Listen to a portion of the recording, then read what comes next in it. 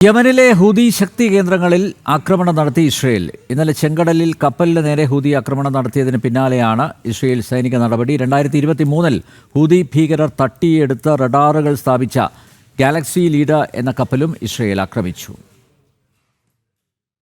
യമനിലെ വിവിധ ശക്തി കേന്ദ്രങ്ങളിൽ ശക്തമായ ആക്രമണമാണ് ഇസ്രയേൽ നടത്തിയത്. വൈദ്യുതോൽപാദന കേന്ദ്രങ്ങൾ ലക്ഷ്യം വെച്ചായിരുന്നു ആക്രമണം. ഹുദൈദ, റാസിസ, സലിഫ്രാസ് ഖതീബ് എന്നിവിടങ്ങൾ കേന്ദ്രീകരിച്ചായിരുന്നു ആക്രമണം. 2023 ഒക്ടോബറിൽ ഹൂതി ഭീകരർ തട്ടിയെടുത്ത് നിരീക്ഷണാവശ്യങ്ങൾക്കായി പ്രയോജനപ്പെടുത്തിയിരുന്ന ഗാലക്സി ലീഡർ എന്ന കപ്പലിന് നേരെയും ആക്രമണമുണ്ടായി. ഈ കപ്പലിലാണ് ഹൂതി ഭീകരർ ആധുനിക റഡാർ സംവിധാനം സ്ഥാപിച്ചിട്ടുള്ളത്. ചെങ്കടലിലെ അന്താരാഷ്ട്ര കപ്പൽ ഗതാഗതത്തെ നിരീക്ഷിക്കാനാണ് റഡാർ സംവിധാനം ഒരുക്കിയത്. ഇന്നലെ ഹുദൈദ തുറമുഖത്ത് 51 നോട്ടിക്കൽ മൈൽ അകലെ ഒരു കപ്പലിന് നേരെ ഡ്രോൺ ബോട്ടുകൾ ഉപയോഗിച്ച് ഹൂതി വിമതർ ആക്രമണം നടത്തിയിരുന്നു. ഇതിന് പിന്നാലെയാണ് ഇസ്രായേലിന്റെ ശക്തമായ സൈനിക നടപടി. ചെങ്കടലിൽ സുരക്ഷ ഉറപ്പാക്കുന്നതിന് ബ്രിട്ടനും അമേരിക്കയും ശക്തമായ സൈനിക വിന്യാസവും നടത്തിയിട്ടുണ്ട്.